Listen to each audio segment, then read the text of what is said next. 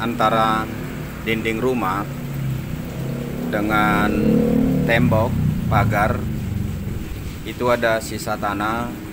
Kita modifikasi menjadi kolam, terdiri dari 2 kotak, dan setiap kotak berukuran 1,30 meter lebar, panjang 5 meter. Jadi ukuran kolam ini ada 130 kali 10 meter. Kita melengkapi kolam ini dengan saringan dan melengkapinya juga dengan pompa air. Pompa air yang kita pergunakan untuk kolam ini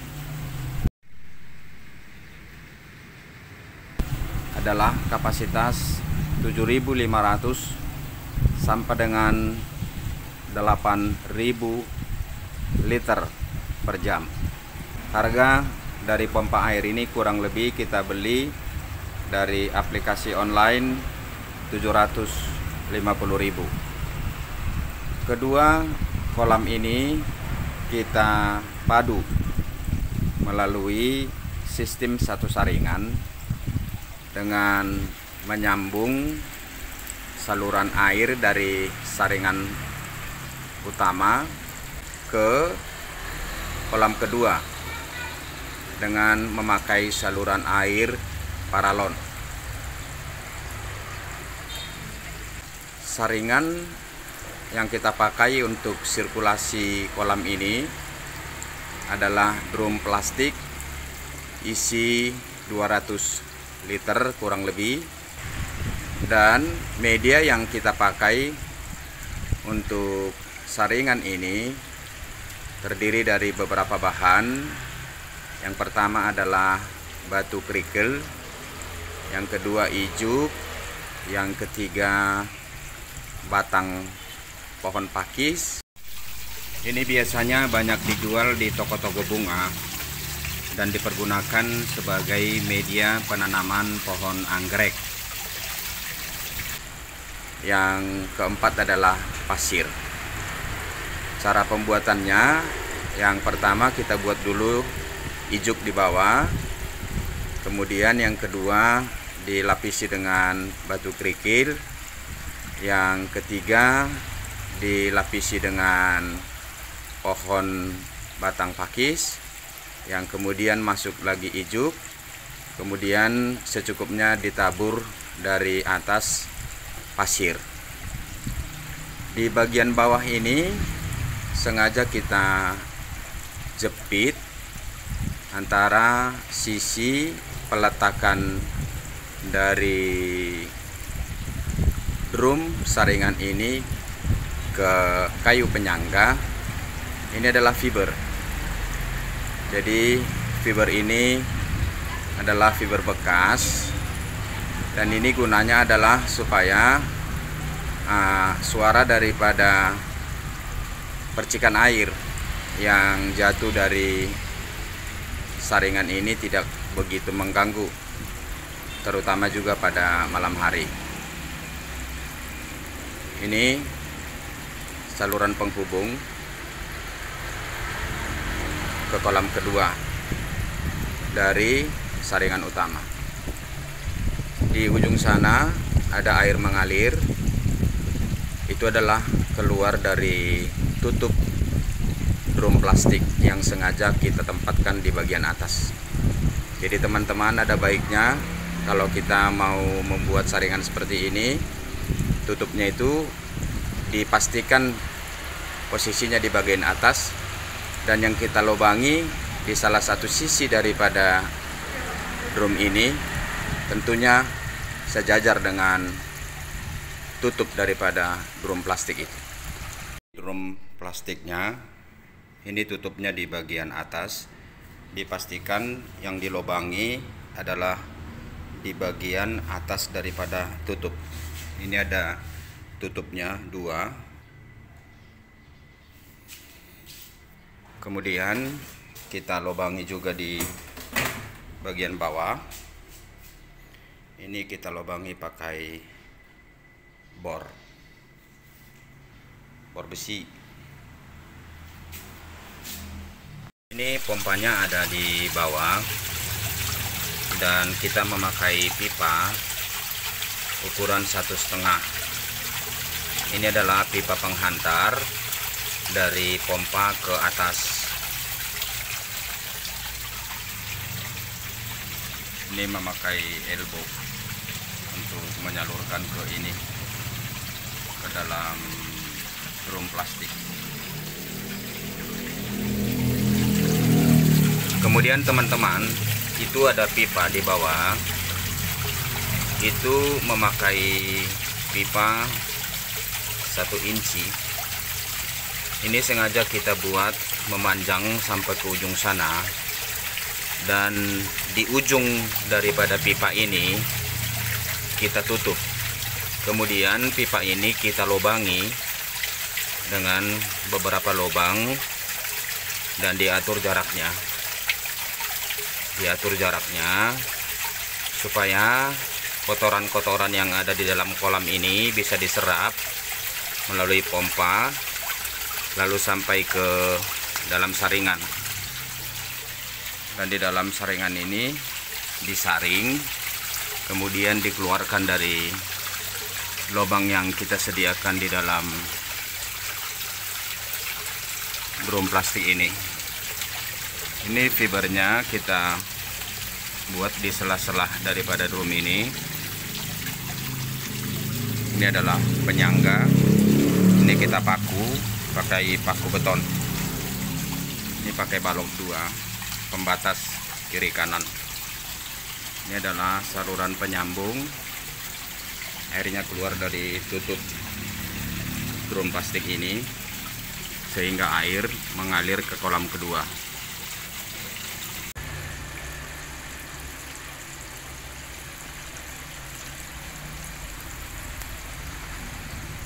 Ini airnya teman-teman khusus kita pesan dari Brastagi, air mineral yang biasa dijual. Ini airnya kurang lebih 7.500 liter dan ketinggian kolam ini kurang lebih 80 cm. Ini kolamnya terdiri dari 2 kotak dan pemasangannya juga harus lebih rapi supaya dipastikan daripada terpal daripada kolam ini tidak gantung teman-teman, supaya beban air yang kita masukkan ke dalam benar-benar tertumpuk ke lantai bawah, dinding kiri dan kanan, supaya terpal itu tidak koyak. Ini ikannya teman-teman.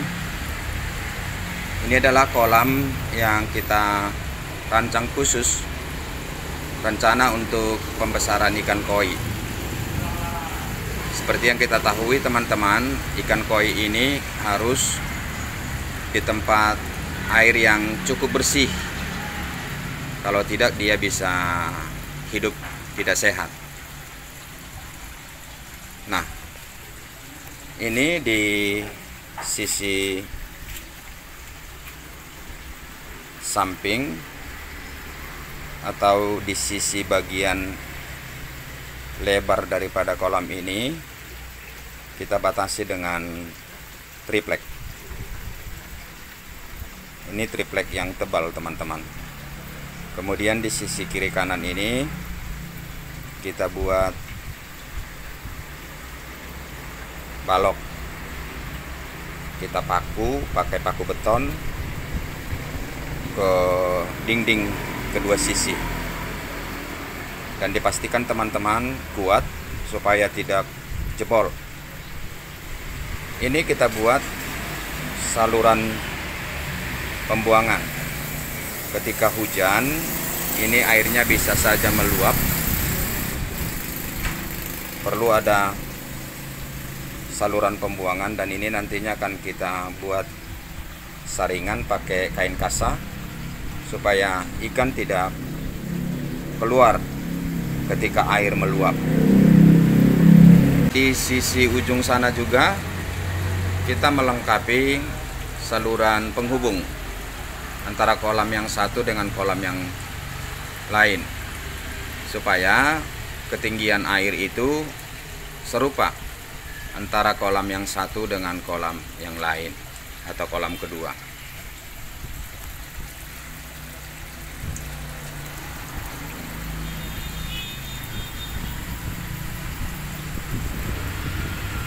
Perlu teman-teman saya berbagi pengalaman kepada sahabat-sahabat saya yang hendak berencana untuk membuat kolam seperti ini dan berencana untuk membuat pembesaran ikan koi. Sebulan yang lalu saya menabur ikan di sini, ikan koi kurang lebih 50 ekor. Ternyata yang hidup hanya 10 ekor. Ini adalah pengalaman terbaik dan saya kira sangat berguna jika dibagi kepada teman-teman untuk penyaluran hobi atau juga bisa untuk pengembangan bisnis ketika kesempatan berpihak kepada kita.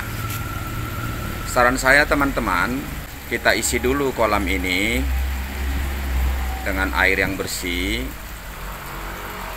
dengan pompa yang cukup memadai sesuai dengan standar. Saya memakai pompa kapasitas 7.000 sampai dengan 8.000 per liter. Dan setelah kita mengisi air ini dengan air yang bersih, jangan diisi dengan ikan dulu. Ada baiknya kolam ini dibiarkan kurang lebih 2 minggu dan pompa dihidupkan supaya air yang dibutuhkan oleh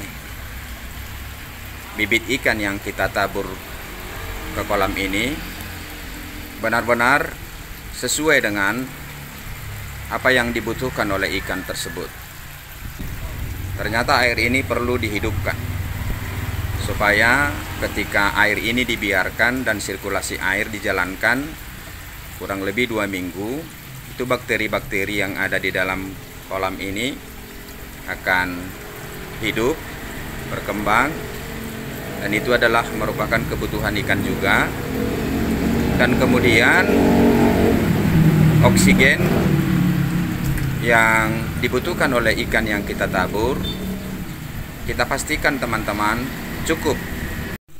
Setelah kita rasakan air ini benar-benar safety untuk kita pergunakan sebagai media pemeliharaan daripada bibit ikan yang kita beli, ada baiknya kita karantina dulu dengan kapasitas air seperti ini. Kita masukkan ikan kurang lebih 30 ekor dengan ukuran kurang lebih 10 cm. Kemudian air ini kita taburi dengan garam kurang lebih 1 genggam. Nah, ikan kita biarkan di tempat ini 1 hari 1 malam. Dan ketika kita melihat bagaimana kesehatan, kelincahan dan kegesitan dari ikan yang kita tempatkan di sini, lalu ikan tersebut siap untuk kita taburkan ke dalam kolam.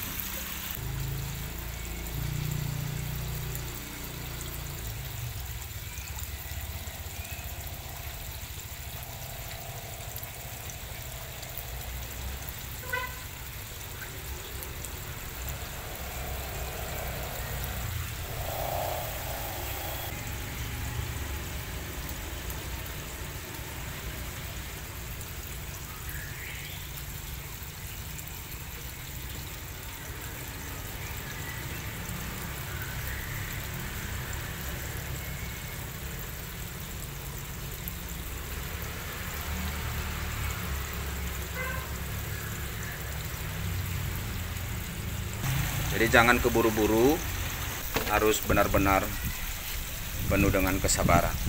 Kolamnya dibuat dulu, dibiarkan selama 2 minggu, sirkulasi air dijalankan terus, airnya juga harus terjamin dan tidak boleh kotor.